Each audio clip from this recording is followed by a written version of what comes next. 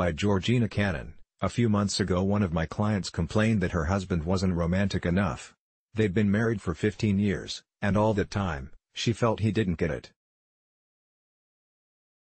I suggested they both come in for a session and maybe we could make the change. 2 weeks later I'll call them. John and Mary sat opposite me, and I opened the session with the question to each of them, "Mary, why are you here?" Mary replied that she wanted to share some feelings about their relationship that she couldn't seem to explain by herself. "John," I asked, "why are you here?" John shrugged and said it was important to Mary that I come, so I'm here. "Mary, why don't you tell John why you wanted this meeting, and what it is that's bothering you?" "I love you, John, you know that. We have 2 great kids and a great life. But..." And she stopped, looked down at her feet and said, "I just wish you were more romantic." "What? I don't understand." John shook his head, looked at me and added, "I don't know what to do for her. I bring her flowers every Friday, and praise her for her cooking, and tell her always that she looks good." He shrugged, "I don't know what else I can do."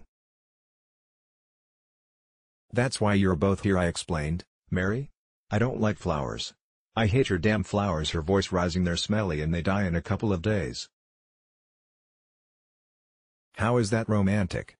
"I hate flowers." John looked at her in shock, then at me. "I didn't know that. I've bought her flowers since we were married." Now I feel like a real fool. Angry and red in the face. "Why the F didn't you tell me?" He got up from the chair, pacing the room. "All these years, and you didn't tell me? Am I supposed to be a mind reader?" Mary, subdued at his response, hung her head and mumbled something that neither of us could hear. "Say that again, Mary," I asked. "I said, I didn't want to hurt your feelings." Tears in her eyes. "I didn't know how to tell you."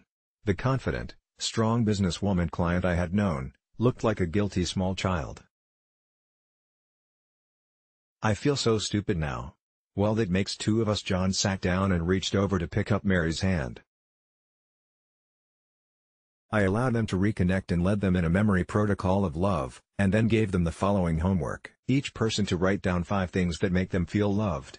Do this separately, on your own time and space. These are small symbols of love, not big ones. Be specific. Here's some examples. These things will and do make me feel loved by you. When we're at a party and you look at me across the room and wave or smile to connect. When you touch my shoulder each time you pass by me. When you laugh at my jokes. When you take our kids out for a fun day so I can have my me time. When you surprise me with my favorite chocolate bar. When you call me in the middle of the day to say you love me. When you've written them, plan a time to exchange the lists, receive and accept them with no comments, just understanding. Live the list, and love each other. Until soon, live kindly. Let's block ads. Why?